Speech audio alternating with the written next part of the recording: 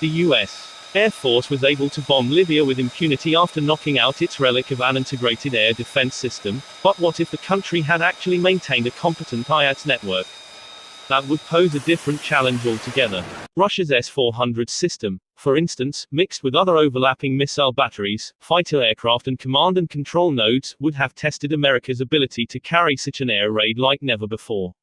And that's part of the reason why US lawmakers, defense officials and the White House have been oddly unified in preventing Turkey from acquiring the S-400 alongside the F-35 Joint Strike Fighter. It's not because the U.S. would attack Turkey, but because the systems its leaders are looking to acquire could be used to gather intelligence on how America's latest generation fighter, the F-35, and possibly others, operate. That information could then end up in the hands of the Russians. It's astounding to see everyone in the same direction on this, said Rick Berger, a defense budget and military acquisition researcher at AEI and former Senate Budget Committee staffer.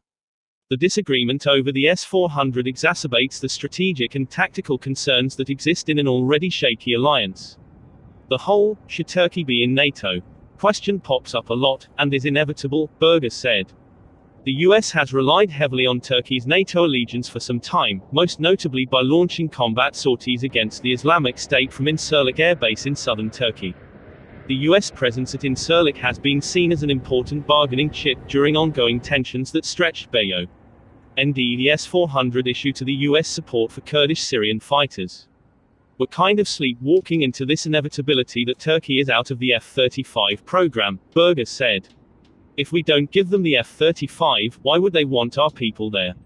Quote, the technical risks. If Turkey acquired the S-400 alongside the F-35, the technology that makes that aircraft lethal could potentially be compromised. NATO states use a tactical data link that allows military aircraft and even ships and ground troops to share the tactical pictures in near real time. This is called Link 16. NATO aircraft also use identification friend or foe systems, known as IFF, to identify friendly aircraft in the sky.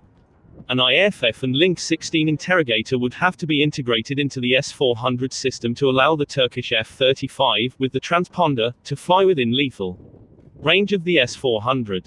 This opens up all Link 16 and IFF tactical data link equipment to be compromised, a former radar and weapons expert said on Background. With the F-35 flying in close proximity to the S-400 system, over time, you could collect sensitive stealth characteristics of this F-35 and learn its detailed stealth capabilities, the expert said. The waveform of the Lightning II's stealthy surfaces and its transmissions are highly classified in order to protect radar operating parameters, stealth technology and encrypted Link 16 codes. For instance, when you know the waveform, you can spoof them, sending a fake signal to a receiver in order to trick an operator.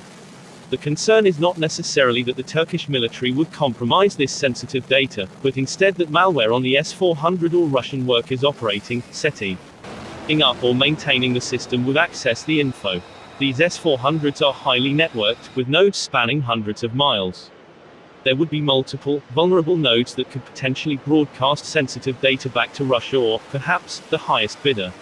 Even operating U.S. Air Force F-35s out of Incirlik Air Base could become difficult if an S-400 was nearby. Convincing the Turkish government, particularly its authoritarian president, Recep Tayyip Erdogan, that the move to buy the Russian system wasn't in the best interest should have been relaxed. Idly easy, Berger said. The Turkish perspective. Pentagon officials made a last-minute extended offer to sell Patriot missiles as an alternative, but Turkish leadership was unconvinced. The United States failed to offer us any suitable terms, Erdogan said Friday. So the S-400 deal is being carried out, and we expect the systems to be supplied in July. Turkey has also objected to U.S. concerns by citing Greece, another NATO ally, which maintains Russia's older S-300 missile system. But that deal was made in the 1990s, before the Kremlin re-emerged as a foe to NATO. And for the time being, Greece isn't getting F-35s. Additionally, stealth technology is compromised by collecting lots of data over long periods of time at different orientations and at close range, the radar expert said. Tracking algorithms have dramatically improved since the S-300 was made due to increases in computational power. S-400s outside of NATO countries would try to collect on the F-35 as well, but from intermittent passes at long ranges, at limited aspect angles with varying clutter conditions, which would yield inconclusive data, the expert said. From the Turkish perspective, this is all political theater. But from the US standpoint, this is a problem for Turkey as well, since their own F-35s could be rendered useless. Turkish decision-making is opaque right now because of the way Erdogan centralized power, Berger said. It's unclear, he added, whether Erdogan and President Donald Trump are accurately conveying and understanding one another's concerns. But, there's still a sense among some Turks that the US is bluffing, Berger said. One voice. The statements so far from the Pentagon, lawmakers and the White House show that Turkey's acquisition of the S-400 is a step beyond the pale for a U.S. and NATO ally to take, said Andrew Philip Hunter, a senior fellow at the Center for Strategic and International Studies and a former senior executive at the Department of Defense. We tolerate other countries operating Russian systems in various scenarios, Hunter said. We've even purchased Russian systems for the Afghans in some cases. But this is clearly marking out the S-400 as a system that's not acceptable. There would still be ways to recover the US-Turkey relationship and not allow it to slip too far, Hunter said. But if the steps toward Russia were to continue, and particularly steps toward acquiring systems that cannot be integrated into NATO systems, he added, that would potentially widen that breach to the point where it could be a serious problem for the alliance. Quote, working around Turkey to carry out missions in the Middle East isn't impossible, just difficult. In order to continue projecting power, the US may be forced to rely more on Jordan or Arab states like Qatar.